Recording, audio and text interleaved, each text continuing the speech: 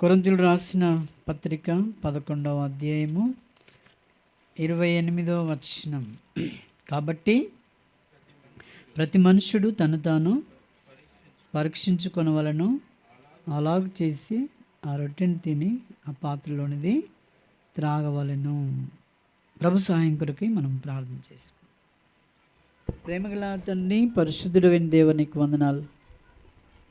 మా యొక్క ప్రతి క్షణము, ప్రతి దినము ప్రభువా మేము పరీక్షించుకుని లోకంలో ఆత్మీయ యాత్రలో కొనసాగుటకు సహాయం చేయండి. వాక్యం ద్వారా మాట్లాడు, మా యొక్క నన్ను చాటును మరుగు చేయండి. ఎక్కడ నా నామమున ఇద్దరు ముగ్గురు కూడుంటారు అక్కడ ఉంటారని గొప్ప వాగ్దానం చేసిన మా తండ్రి, నీకు వందనం చెల్లిస్తూ ఘనమే ఉన్నతమైన నామములో స్తుతించి ప్రార్థిస్తున్నాం తండ్రి, ఆమేన్. దేవుడు మరి మనల్ని ప్రేమించి జ్ఞాపకం చేసుకొని మనం ఆత్మీయ జీవితంలో ప్రభు కొరకై నమ్మకంగా జీవించాలన్న ప్రేమతో తను మనల్ని ఈ లోకంలో నుండి ఏర్పరచుకున్నాడు. అపోస్తుల కార్యం 20వ అధ్యాయం, అపోస్తులు 20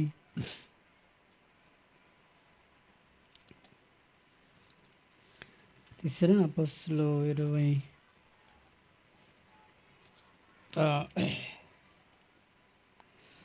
చూడండి, 28వ వచనం చదవండి.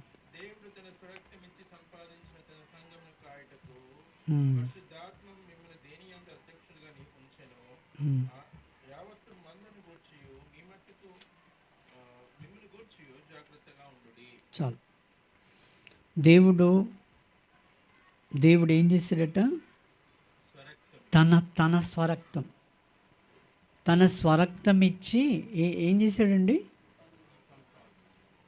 ఏం సంపాదించాడు? సంఘము. అర్థమైందా? ఈ లోకంలో అంటే మనుషులు ఏమైపోయారంటే పాపం బట్టి చెదిరిపోయారు దేవుని సన్నిధిలో నుండి. ఇప్పుడు ఉదాహరణ మీకు తెలుసు, యథావిధిగా ఏదైనా తోటలోనికి ఆదాము అవ్వల దగ్గరికి దేవుడు వస్తూ ఉండేవాడు. వస్తున్నప్పుడు ఒక దినం కూడా వచ్చాడు. వచ్చినప్పుడు ఆదామ్మ అని పిలిచినప్పుడు వాళ్ళు ఏమైపోయారు? దాక్కున్నారు. అది అంతకుముందేమో వాళ్ళు ఏం చేసేవారు? పిలవగానే వచ్చేవారు, ఎదురుగా ఉండేవారు, అది చేసేవారు. కానీ ఇప్పుడు ఏమైపోయిండ్రు? దాచుకున్నారు. ఎందుకు దాక్కున్నారు? వాళ్ళు దేవుని యొక్క ఆజ్ఞను మీరినారు, దేవుని నుండి దూరం అయిపోయారు, దేవుని నుండి దూరం అయ్యారు. అందుకనే దేవుడు ఏం చేశాడంటే, నా నుండి మీరు దూరం అయ్యారు కదా, అది ఓకే, దూరం అయిపోయారు, కానీ ఇప్పుడు నేను నిర్ణయించిన ఈ స్థలంలో కూడా మీరు ఉండొద్దని చెప్పేసి ఆ తోటలో నుండి ఆదమ్మ వాళ్ళను దేవుడు ఏం చేశాడు? పంపించేశాడు, ఎంటి వేశాడు. తర్వాత మీరు వస్తారేమో అని చెప్పేసి అక్కడ దేవుడు ఏం పెట్టాడు? కాపలా వాళ్ళను కూడా పెట్టాడు. అంటే మళ్ళీ వస్తారేమో అని చెప్పేసి. అంటే ఇప్పుడు ఏమైందంటే చెదిరిపోయారు, వాళ్ళు ఎక్కడ నిలిపారు. ఈ చెదిరిపోయినటువంటి వారిని దేవుని యొక్క ప్రేమ ఎలాంటిదంటే, ఈ చెదిరిపోయిన వారిని తిరిగి సమకూర్చుకోవాలన్నటువంటి ఆశ పరలోకపు తండ్రికి. ఆ ఆశను బట్టి ఏం చేశాడు? భక్తులను ఎన్నిక చేసుకున్నాడు. ఎవరు? అబ్రహామును, నోవాహును, ఆ తర్వాత దావీదును, సౌలును, ఇంకా అందరినీ ఎన్నిక చేసుకున్నాడు. ఎన్నిక చేసుకుని ఏం చేశాడు?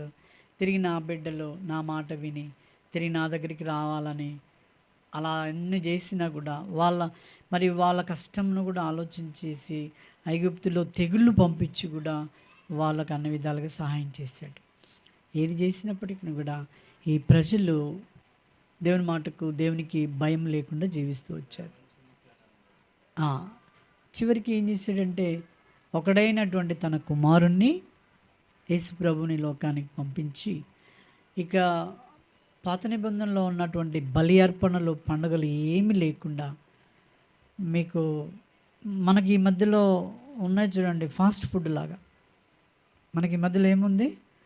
ఫాస్ట్ ఫుడ్ ఆర్డర్ చేయగానే వచ్చేస్తుంది, వండుకునే అవసరం లేదు. అట్లా మీకు ఏమి చేయవసరం లేదు, మరి ఏం పండగలు చేయవసరం లేదు. కేవలం నన్ను ఎరిగితే చాలు. ఏమని? యేసుప్రభువుని ఎరిగి ఉండుటే. చూడండి మొదటి యోహాను పత్రికలో ఉన్నాయి. మొదటి యోహాను పత్రిక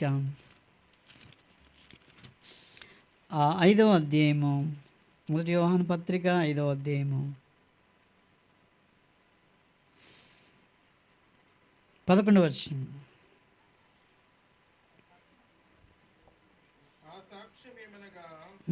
దేవుడు మనకు నిత్య జీవమును దయచేసెను. ఈ జీవము ఆయన కుమారుని యందున్నది. దేవుని కుమారుని అంగీకరించువాడు జీవం గలవాడు, దేవుని కుమారుని అంగీకరింపని వాడు జీవం లేనివాడే. చాలు. చూసారా, ఇక్కడ ప్రభు ఈ లోకానికి వచ్చిన తర్వాత కేవలము ఆయనను విశ్వసిస్తే చాలు. లోకంలో మనుషులకు కొన్ని కట్టడాలు, ఇప్పుడు ఏదో జరిగింది, ఏదో పండగ చేస్తే నేను శాంతిస్తా, అట్లా కాదు, అలా లేదు. కేవలం నువ్వు ఏ స్థితిలో ఉన్నావో ఆ స్థితిలో ప్రభు వైపు మనం చూసినట్టయితే ఆయన మనకి ఏమి ఇస్తాడండి? నిత్య జీవము. ఆదామవ్వలు 2 కోల్పోయారు. ఏంటంటే మరి హృదయంతరంగంలో ఉన్న జీవాన్ని కోల్పోయారు, ప్రాణంతో బయటకు వచ్చారు, వాళ్ళు ప్రాణంతో జీవిస్తూ వచ్చారు. అయితే మనము ఈ ప్రాణంతో జీవిస్తున్నటువంటి వారి కొరకు ఎఫెసీ 2:1 ఏముంది? మీ అపరాధముల చేతను మీ పాపముల చేతను మీరు చచ్చిన వారై ఉన్నారు అని అక్కడ రాయబడి ఉంది. ఉండగా ఏం చేశాడు తర్వాత? యేసుక్రీస్తులో మనకు ఏం కలిగిందండి? జీవము కలిగింది. ఆ జీవము ఎవరిలో ఉందట? యేసుక్రీస్తులో ఉంది. ఆ జీవము నీకు నాకు ఎప్పుడు వస్తుందని చెప్పాడు? ఈ జీవము ఆయన కుమారుని యందు ఉన్నది. మనము ఆయన అంగీకరించినప్పుడే ఏమొస్తుందట? జీవం వస్తుంది. ఎవరికి? మనకు. ఎవరు అంగీకరిస్తే వాళ్ళకి ఏమొస్తుందండి? జీవం వస్తుంది. ఇక నీకు దీనికి ఏమి నీ తల నీలాలు అడగలే, నీ 40 రోజుల్లో ప్రార్థనలు అడగలే, ఇంకా నీవు ఏదో నీకు బుద్ధి పుట్టి నీకు చేసిన అన్నీ అడగలే ఆయన. కేవలం ఆయన యందు నువ్వేం చేయాలా? విశ్వాసం ఉంచు. అప్పుడు నేను నీకు అవన్నీ కూడా నిత్య జీవాన్నే ఇస్తున్నాను నీకు. అప్పుడు మరి అంగీకరించువాడు జీవము గలవాడైండు. ఇప్పుడు ఎవరైతే దేవుని కుమారుని అంగీకరింపక మరి ఉంటున్నాడో వాడు ఎలాంటి వాడండి? జీవం లేని వాడే అని రాయబడింది. 13వ వచనం ఏమన్నాడు?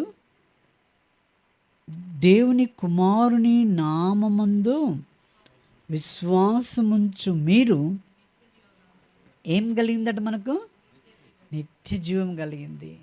ఈ నిత్య జీవము ఎవరిదండి? నీ పరలోకపు తండ్రిది అది. ఎందుకంటే ఆయన నిత్యం జీవిస్తాడు కదా. ఆయన మధ్యలో పోతాడా ఉంటాడా? చెప్పండి. మన పరలోకపు తండ్రి నిత్యం ఉంటాడు కదా. చూడండి, ప్రకటన గ్రంథము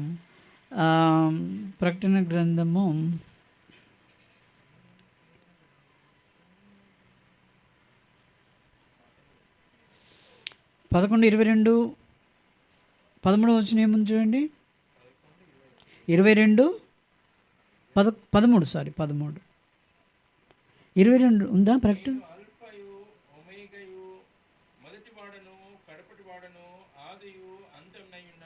చాలు. చూసారా ఏమంటుంది ఇక్కడ? మన ప్రభు ఎలాంటి వాడు? మన తండ్రి, పరలోకపు తండ్రి ఎలాంటి వాడండి కదా? Alpha omega. తర్వాత మొదటి వాడను కడపటి వాడను, ఆదియును అంతంనై ఉన్నవాడను. నువ్వు వెంబడిస్తున్న దేవుడు అంతటి గొప్పవాడండి. మనం ఏమనుకుంటామంటే ఆ, నా నేను బ్రతికే విధానంలోనే నా దేవుడు అని మనం బ్రతుకుతూ ఉంటాం. ససేమిరా కాదు అది. నువ్వు కంప్లీట్గా మారాలి ఆయన కొరకై. ఆయన విధానం వేరు. ఆయన కాబట్టి మీరు మన తండ్రి ఎవరండి? ఆయన పరలోకపు తండ్రి. మనం నిత్య జీవం గల వారినిగా చేశాడు. ఈ నిత్య జీవం గల వారినిగా ఎలా చేశాడంటే మరి అపోస్తలుల కార్యం 20 మనం చూసాం కదా, 28లో తన స్వరక్తమిచ్చి సంపాదించిన తన సంఘము. ఈ సంఘము ఎలా చేయబడిందండి? స్వరక్తము. ఈ రక్తము ఏం చేసింది? మనుషుని హృదయాలను కడిగి పవిత్రపరిచింది. కాబట్టి ఆ పవిత్రత కలిగిన వారినే సంఘముగా చెప్పాడు. అందుకే మన సంఘంలో సంఘ సభ్యత్వం కానీ, నువ్వు చిన్నతనం నుండి పుట్టి పెరిగినావు కాబట్టి నువ్వు పరిశుద్ధుడు అని అట్లా అంగీకరించదు. నీకు జ్ఞానం ఎప్పుడు వస్తుందో, నీకు తెలివి ఎప్పుడు వస్తుందో, లేకపోతే ఈ సంఘంలో ఒక అంగంగా నువ్వు ఎప్పుడు మారుతావంటే నువ్వు పాప క్షమాపణ పొంది ఉండాలి. నీ పాప జీవితంను యేసు రక్తంలో నువ్వు కడగబడాలి. ఆ కడగబడిన వారే దేవుని యొక్క సంఘము. ఇది ఆయన యొక్క సంఘం. మీకు ఇంకో మాట గుర్తు చేస్తాను. యేసుక్రీస్తు ప్రభు వస్తున్నా అన్నాడు కదా. యేసు ప్రభు రెండో రాకడ ఉందని తెలుసు కదా మనకు. విన్నారు ఎప్పుడన్నా? మరి ఆయన రెండో రాకడ కంటే ముందు ఇంకొక రాకడ ఉంది. ఏంటి అది? ర్యాప్చర్. అది కొనిపోవడం. అర్థమైంది ఇప్పుడు ఈ మాట? ఈ కొనిపోయేది ఎవరిని తెలుసా? పరిశుద్ధులను, దేవుని అంగీకరించిన వారిని, నిత్య జీవం గల వారిని ఆయన తీసుకొని పోతాడు. పరిశుద్ధులుగా ఉన్నటువంటి వారు, పరిశుద్ధ రక్తంలో కడగబడిన వారు ఆయన ఇప్పుడు ఆయన వచ్చే ర్యాప్చర్ను, ఆయన వచ్చే తీసుకొని పోయే ఎవరి కొరకు వస్తుందంటే సంఘం కొరకు వస్తున్నాడు. అర్థమైందా? ఎవరి కొరకు వస్తున్నాడు? సంఘం కొరకు. సంఘమును ఆయన తీసుకొని వెళ్తాడు. ఆయన తీసుకొని వెళ్ళిన తర్వాత అక్కడ 7 సంవత్సరాలు మధ్యాకాశంలో గొర్రెపిల్ల వివాహ విందు ఉంటుంది మనకు. అర్థమైందా అండి? తర్వాత నీవు విశ్వాసంతో చేసిన పనిని బట్టి నీకు కిరీటాలు ఉంటాయి అక్కడ. అర్థమైందా? నువ్వు విశ్వాసంతో, త్యాగంతో, శ్రమలు భరించి, అవమానాలు భరించి ప్రభు కొరకే నిజంగా నువ్వు నిలబడి ఆయన కొరకు అన్ని అవమానాలు నువ్వు భరిస్తూ ఈ లోకంలో నువ్వు ఉన్నట్టయితే నీకేమొస్తాయండి? కిరీటాలు వస్తాయి. అది సంఘం కొరకు చేసినటువంటి స్థితి. ఇప్పుడు బాగా గమనించండి. రెండవ రాకడ. ఇప్పుడు రెండవ రాకడ రావాలి కదా. 7 సంవత్సరాలు అక్కడ ఉన్న తర్వాత ఈ 7 సంవత్సరాలు భూమి మీద విడువబడినటువంటి వారికి 3.5 సంవత్సరాలు ఒక శ్రమ, ఇంకా 3.5 సంవత్సరాలు మహాశ్రమలు వస్తాయి. ఎవరికి ఇవి? నమ్మని వారికి, వింటున్నా అని విడువబడిన వారికి, సిద్ధంగా లేనటువంటి వారికి, కడగబడినటువంటి వారికి, ప్రభు కొరకు ధైర్యంగా నిలబడలేనటువంటి వారికి, క్రీస్తు సంఘంలో ఎవరైతే చేరలేదో వారికి అది 7 ఏళ్ల శ్రమల కాలం ఉంటుంది. ఇప్పుడు ప్రభు రెండవ రాకడ వస్తాడు. ఎప్పుడంటే 7 సంవత్సరాలు అయిన తర్వాత ఆ పరదేశంలో ఉన్న ఈ సంఘాన్ని తీసుకొని అప్పుడు ఏం చేస్తాడు? క్రిందికి భూమి మీదకి వస్తాడు. ఇంకోటి ఉండదండి అక్కడ. ఈ 3.5 సంవత్సరాలు కూడా కొంతమంది యేసు ప్రభుని నమ్ముకుంటారు. ఎలాగంటే వారు ఇట్లా మామూలుగా కాదు, ఇట్లా నమ్ముకోండి అంటే నమ్ముకున్నా అని హృదయపూర్వకంగా నువ్వు చెప్తే నమ్ముకున్నట్టుగా ఉండదు. అప్పుడిగా నువ్వు అప్పుడు చెప్తే వినవు కదా, చెడంగా చూడాలని అంటాం కదా మన శాస్త్రం. అప్పుడు తరమబడతాం, కొట్టబడతాం, చంపబడతాం ప్రభు కొరకు. అయ్యో అప్పుడు నేను వినకపోతే. కృపాకాలం ఇది. ఇది ఏ కాలం అండి? కృపాకాలం.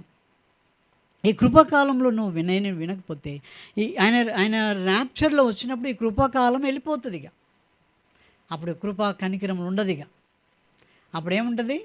బెత్తం, తర్వాత భయంకరం, అప్పుడు ఇప్పుడు నీకు తెలుసు కాబట్టి, ఇప్పుడు ఇక్కడ వినలే కాబట్టి ఆ మిగిలిన వాళ్ళకి అది అర్థమైంది. అరే నిజమే, వాళ్ళు వెళ్ళిపోయారు, నేనున్నా, వామ్మో ఇప్పుడు అని చెప్పేసి వాళ్ళు ఇప్పుడు కష్టాలకు బాధలకు ఓర్చుకొని అప్పుడు నమ్ముకోవాలని నమ్ముకుంటారు, హతసాక్షులు అవుతారు చాలామంది. అవన్నీ కూడా లేఖనాలలో ఉన్నాయి. మనకు టైం, మనం ఎంతో నేర్చుకోవాలి కానీ మన టైం సరిపోదు కాబట్టి కొంత నేర్చుకుంటాం. కాబట్టి ఇవన్నీ ఉంటాయి. కాబట్టి ప్రభు ఇప్పుడు ఎవరి కొరకు వస్తున్నాడు? ఆయన కొన్న సంఘం కొరకే వస్తున్నాడు. ఆయన వస్తాను అని చెప్పినటువంటి ఈ ప్రకటన గ్రంథాన్ని రాయించాడు కదా. అవి రాయించినదంతా కూడా మరి మత్తయి సువార్త 24వ అధ్యాయంలో చెప్పిన విధంగా అంత నెరవేర్చబడుతుందండి. నువ్వు నిద్రపో, ఏమన్నా చెయ్యి, ఏదైనా అది జరుగుతూనే ఉంటుంది కార్యం. కానీ నువ్వు అలర్ట్గా అంటే మెలకువగా ఉండి నువ్వు బ్రతకాలి మన జీవితం అని చెప్తున్నాడు అక్కడ. ఒక మాట మొన్ననే నెరవేరింది చూడండి. ప్రకటన గ్రంథం 16వ అధ్యాయము 8-9 వచనాల్లో మీకు అందరు చూసిండవచ్చు బహుశా.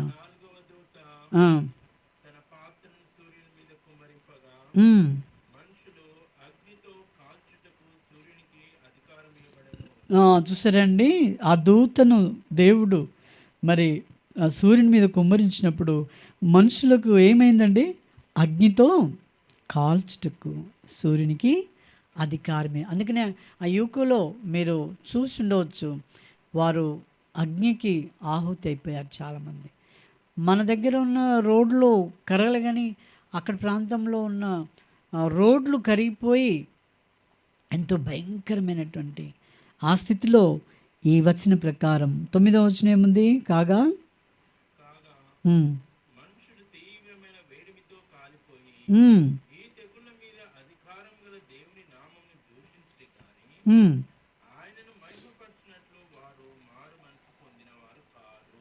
అయితే అక్కడ వాళ్ళు చాలా భయంకరమైనటువంటి పరిస్థితి వాళ్ళు ఎదుర్కొన్నారు.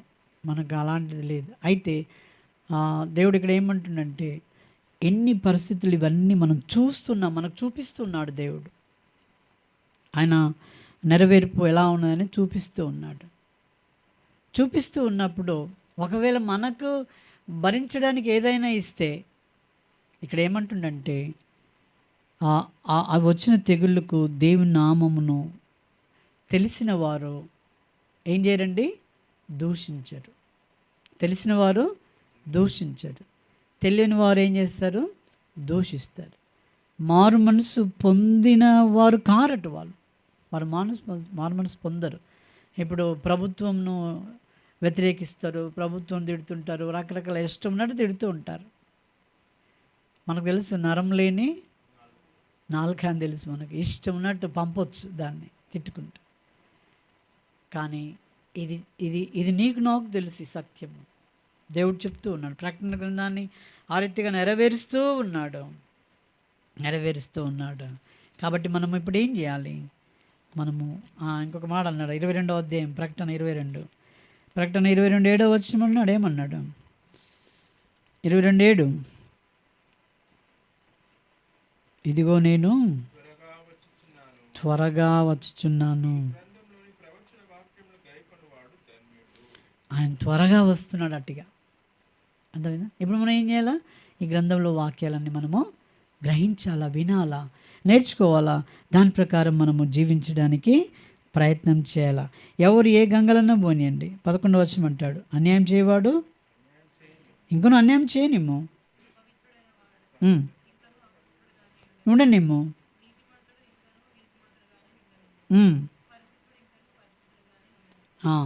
ఇదిగో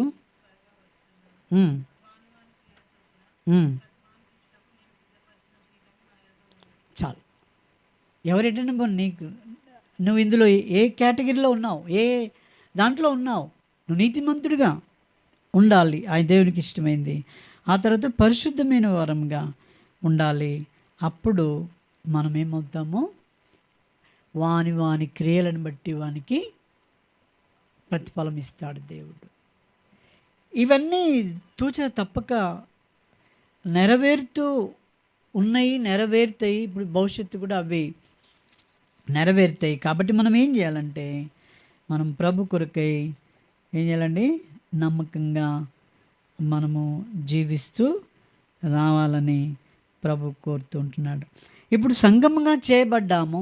అదే పరిశుద్ధుల గుంపుకు ఇంకొక పేరు పెట్టాడు. ఏం పేరు పెట్టాడు ఆయన ప్రభు? మనల్ని ఎంగేజ్మెంట్ చేసుకున్నాడు. మనల్ని ఏం చేసుకున్నాడండి ప్రభువు? ప్రదానం చేసుకున్నాడు. అవునా కదా? ప్రదానం చేయబడినాం. ప్రదానం చేయబడిన వారికి ఇప్పుడు ఏం కావాలి? పెళ్ళి కావాలి. అందుకనే అక్కడ ఉంది చూడండి, ప్రకటన గ్రంథం 21వ అధ్యాయము, ప్రకటన 21 తీసారు కదా, 21 సారీ చదవండి, 9వ వచనం. అంతటా ఆ కడపటి 7 తెగుళ్ళతో నిండిన 7 పాత్రలను పట్టుకొని ఉన్న 7 దేవదూతలలో ఒకడు వచ్చి, ఇటు రమ్ము, పెళ్లి కుమార్తెను అనగా గొర్రెపిల్ల యొక్క భార్యను నీకు చూపెదనని నాతో చెప్పి. చాలు, ఇక్కడ అన్నాడు ఎవరది? పెళ్లి కుమార్తెను అనగా గొర్రెపిల్ల యొక్క భార్య నీకు చూపెదను అన్నాడు. ఇప్పుడు వాళ్ళు ఎవరండి? వాళ్ళు ఈ గొర్రెపిల్ల యొక్క భార్యగా చేయబడినది ఎవరు ఇప్పుడు? ఇది ప్రకటన గ్రంథం. అంటే అక్కడికి పోయినాక భార్యగా చేయబడుతుంది. ఇప్పుడు ఏం చేయబడ్డాం మనము? ప్రదానం చేయబడినాం. ప్రధానత్వంలోనూ మనం జీవిస్తూ ఉంటున్నాము. ప్రదానం చేయబడినాము. కాబట్టి మనము ఈ ప్రధాన కార్యక్రమము ఎలా చేశాడు? ప్రభువునందు విశ్వాసం ఉంచిన వారు ఆ ప్రదానంలో చేరినవారు. నీ భక్తి వేషాల ద్వారా ప్రదానంలో చేయబడలే. నువ్వేదో ఒక దాంట్లోనూ కాదు. ఆ తర్వాత 27వ వచనం ఏమన్నాడు చూడండి, 21, 27. గొర్రెపిల్ల యొక్క జీవ గ్రంథమందు రాయబడిన వారే దానిలో ప్రవేశింతురు గాని నిషిద్ధమైనది ఏదియో అసహ్యమైన దానిని అబద్ధమైన దానిని జరిగించబడను దానిలోనికి ప్రవేశింపడు. యేసుప్రభునందు ఆయన రక్తంలో కడగబడితే నీ పేర్లు ఎక్కడ లిఖించబడతాయి? జీవ గ్రంథంలో. ఆయన రక్తంలో కడగబడిన వారి పేర్లే అందులో లిఖించబడతాయి. ఆ తర్వాత ఈ లోకంలో మనుషుల్లో ఏముందండి? అబద్ధము, నిషిద్ధమైనది, అసహ్యమైనది, ఇవన్నీ జరిగించేవారు లోక సంబంధులు. వారు ఏమాత్రం కూడా వారికి ప్రవేశం ఉండదు అని చెప్తూ ఉన్నాడు ఇప్పుడు వాక్యంలో. కొన్ని మాటలు ఇప్పుడే చూసుకున్నాం మనం, పరలోకం జరిగేది అప్పుడు అనుకొని కూడా. కాబట్టి ఇలాగుంటుంది అన్నట్టు నా యొక్క జీవితం. ఇంకొక మాట కూడా చూద్దాం, 20వ అధ్యాయం 15వ వచనం. ఎవని పేరైనను జీవ గ్రంథమందు వ్రాయబడినట్టు కనబడని ఎడల అగ్నిగుండంలో పడవేయబడుతుంది. జీవ గ్రంథంలో ఒకళ్ళ పేరు లేదనుకునేది అప్పుడు ఎక్కడ ఉంటుందట? మనము అగ్నిగుండంలో పడవేయబడతారు. ఈ అగ్నిగుండంలో పడవేయబడే వారు కూడా ఎవరు అనేది మీకు తెలుసా? ఎవరిని పడేస్తాడు అగ్నిగుండంలో? అంగీకరింపని వారు. ఇంకా ఒక వచన భావం ఉంది, అది మీరు చూపిస్తారా? మీకు గుర్తుందా? 21:8 వచనం. 21:8.